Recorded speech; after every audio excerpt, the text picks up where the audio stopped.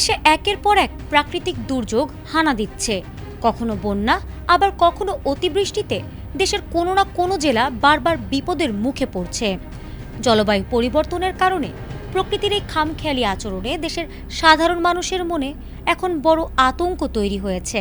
এই কষ্টের মাঝেই নতুন করে দেশের এক বিশাল এলাকায় ধেয়ে আসছে তীব্র ঝড় ও বজ্রবৃষ্টি। বাংলাদেশ আবহাওয়া অধিদপ্তরের সর্বশেষ সতর্কবার্তা অনুযায়ী রাজধানী ঢাকা ও খুলনা সহ দেশের 10টি অঞ্চলের ওপর দিয়ে তীব্র ঝড় বৃষ্টির সম্ভাবনা রয়েছে। এই পূর্বাভাসে বলা হয়েছে, ঢাকা, ফরিদপুর, খুলনা, বরিশাল, পটুয়াখালী, নোয়াখালী, কুমিল্লা, চট্টগ্রাম, কক্সবাজার ও সিলেট অঞ্চলের ওপর দিয়ে দক্ষিণ বা দক্ষিণ পূর্ব দিক থেকে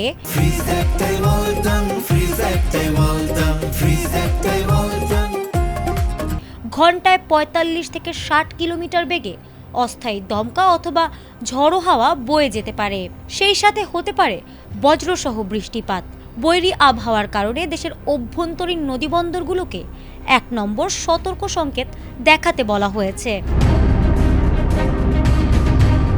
এদিকে রাজধানী ঢাকা ও এর পার্শ্ববর্তী এলাকার আকাশ সকাল থেকেই আংশিক মেঘলা থেকে মেঘলা থাকার আভাস দেওয়া হয়েছে।